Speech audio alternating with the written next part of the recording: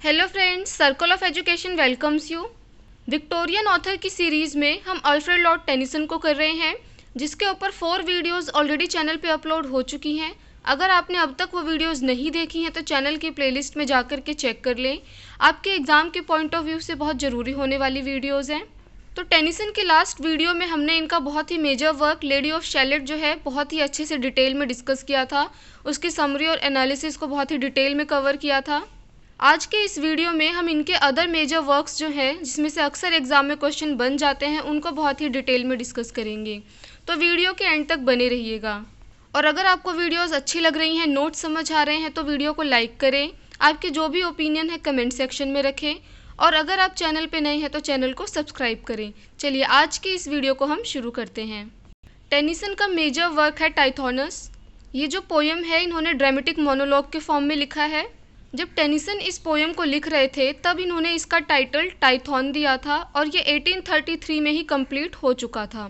लेकिन इन्होंने इसको पब्लिश किया 1860 में, यानी 27 ईयर्स के बाद इन्होंने इसको पब्लिश किया। किस टाइटल के साथ? टाइथोनस के साथ।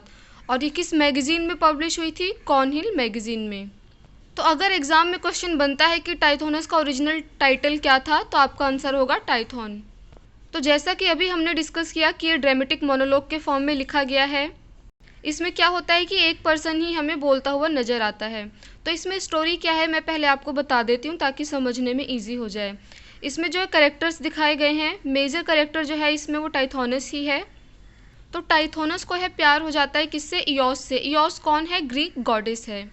और टाइथोनस कौन है? ये सन है लाउडेमोन के। इनकी मदर का नाम है स्ट्राइमो और इनके जो ब्रदर हैं उनका नाम है प्राइम। तो होता क्या है, टाइथोनस और इयोस जो हैं ये कपल होते हैं। ऐसे में इयोस क्या करती है, रिक्वेस्ट करती है ज़्यूस से कि जो टाइथोनस है ना, इसको आप इमॉर्टल कर दो, अमर कर दो। लेकिन जब ये अमर का वरदान मांगती हैं ज़्यूस से, तो ये बोलना भूल जाती हैं कि इनको जो है एटर्नल यूथ भी दे दो, मतलब कि ये हमेशा जवान रहे, ये मांगना ये भूल जाती हैं। खाली अमरता का जो है वरदान ये उनसे मांग लेती हैं।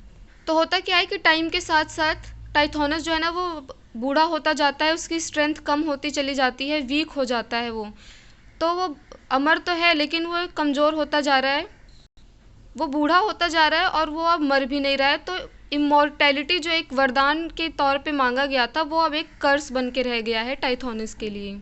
तो ओवरऑल जो है ये स्टोरी है टाइथोनस की। लेकिन जब टेनिसन इसका ओरिजिनल फॉर्म लिख रहे थे 1833 में, जब इन्होंने इसको टाइथॉन के टाइटल के साथ लिखा था, तो इसमें थोड़े बहुत जो हैं वो माइनर से चेंजेस थे। उसमें क्या होता है कि जो टाइथोनस होता है वो खुद इयोस से बोलता है कि उसको इमॉर्टैलिटी चाहिए और वो खुद अपने लिए जो है वो यूथ मांगना भूल जाता है, यानी कि वो हमेशा जवान रहे ऐसा वरदान मांगना भूल जाता है, खाली अमरता का वरदान मांग लेता है। तो क्या होता है, इयोस जो है वो विश जो है टाइथोनस की वो पूरी कर देती है। बट दोनों ही केस में क्या हो रहा है कि इमॉर्टैलिटी का तो मांग लिया है, लेकिन अब टाइम जो है वो बीतता जा रहा है और टाइम का इफ़ेक्ट जो है वो टाइथोनस पे पूरी तरीके से पड़ रहा है। वो कमज़ोर पड़ता जा रहा है। उम्र के साथ साथ उसकी जो फिज़िकल स्ट्रेंथ है, जो ब्यूटी है, जो यूथ है, वो सब ख़त्म होता जा रहा है और इमॉर्टैलिटी जो है उसके लिए कर्स साबित हो चुकी है। तो अपनी इस पैथेटिक कंडीशन से टाइथोनस जो है वो बहुत ज़्यादा परेशान हो जाता है और इयोस से जो है वो रिक्वेस्ट करता है। वो बोलता है कि अब मुझे आज़ाद कर दो, मुझे फ्री कर दो। इसके लिए एक फेमस कोट है, let me go take back thy gift, कि मुझे वापस जाने दो और अपने जो गिफ्ट दिया है मुझे इमॉर्टैलिटी का, उसका वापस ले लो। ये सुन के क्या करती है इयोस जो है ना, वो वापस चली जाती है। लेकिन जब वो जा रही होती है तो उसकी आंखों से जो है एक आंसू गिरता है और वो गिरता है टाइथोनस के गाल पे, चीख पे, जिससे टाइथोनस को समझ आता है कि टाइथोनस को इस तरीके से तकलीफ़ में देख के इयोस भी परेशान है। लेकिन भगवान भी जो है अगर एक बार कोई गिफ्ट दे देते हैं तो वो वापस नहीं ले सकते हैं। The god themselves can not recall their gifts. जैसा कि हमने अपनी खुद की इंडियन हिंदू माइथोलॉजी में भी देखा होगा कि वरदान जब मांगा जाता है तो वो मिल जाता है, लेकिन उसको वापस जो है वो नहीं हो पाता है। तो सेम यही कंडीशन जो है हमें यहाँ देखने को मिल रही है। तो जो पोएम का फाइनल सेक्शन है ना, वहाँ पे दिखाया जाता है कि अब डेथ के लिए बहुत ज़्यादा परेशान है टाइथोनस। वो चाहता है कैसे भी करके उसकी डेथ हो जाए, वो फ्री हो जाए। वो खुद को बहुत ही ज़्यादा अनलकी समझने लगता है और वो बोलता है, man that have the power to die are happy and fortunate, कि जिस इंसान के पास मरने की ताकत है ना, वो बहुत ज़्यादा खुशनसीब है और बहुत ज़्यादा फॉर्चुनेट है। वो अपनी कंडीशन से बहुत ज़्यादा परेशान होता है और दोबारा से एक बारी फिर से रिक्वेस्ट करता है, यॉस के आगे बेग करता है और बोलता है, release me and restore me to the ground, thou rest all things, thou will see my grave, thou will renew my beauty morn by morn, I earth in earth forget these empty courts and thee returning on my silver wheels. तो इस poem में ना हमें क्या देखने को मिलता है, कॉन्ट्रास्ट देखने को मिलता है यूथ एंड एज के बीच में। टेनिसन ने सिंबल्स यूज़ किए हैं जिसमें टाइथोनस और स्वान जो है सिंबल यूज़ किए गए हैं जो कि रिप्रेजेंट करते हैं यूथ, ओल्ड एज और डेथ को, कि मतलब ये क्या है, एक नेचुरल साइकिल है, तो इसको जो है ये सब रिप्रेजेंट करते हैं। लेकिन जो इयोस जो है इसमें वो सिंबल है यूथ और लव का। बेसिकली इस पोएम में टेनिसन ने ये बताने की कोशिश करी है कि हमको ना जो नेचुरल लॉज हैं, जो नेचुरल साइकिल है, जो जिस तरीके से होना चाहिए उसको डिस्टर्ब नहीं करना चाहिए। डेथ क्या है, एक फैक्ट है और हमको जो है इसको एक्सेप्ट करना चाहिए, इसके साथ छेड़खानी नहीं करनी चाहिए।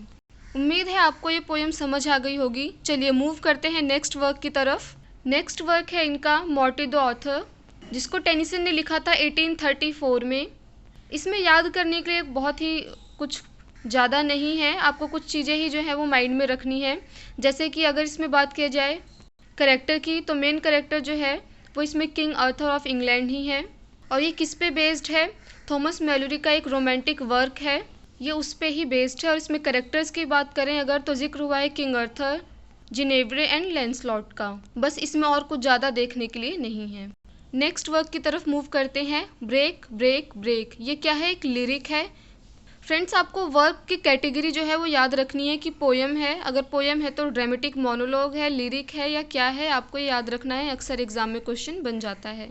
तो ये एक लिरिक है और इस लिरिक को टेनिसन ने लिखा था अपने फ्रेंड आर्थर हलम के डेथ के ओकेज़न पे, जो कि 1833 में हुई थी। अगर आपने बायोग्राफी वाली वीडियो देखी है तो आपको याद होगा 1833 में हेलम की डेथ होती है और इस पोएम को जो है इन्होंने 1834 में लिखा है। हालांकि पब्लिश ये 1842 में होती है। इस पोएम के थ्रू जो है टेनिसन अपना ग्रीफ, अपना दुख जो है वो दिखाते हैं।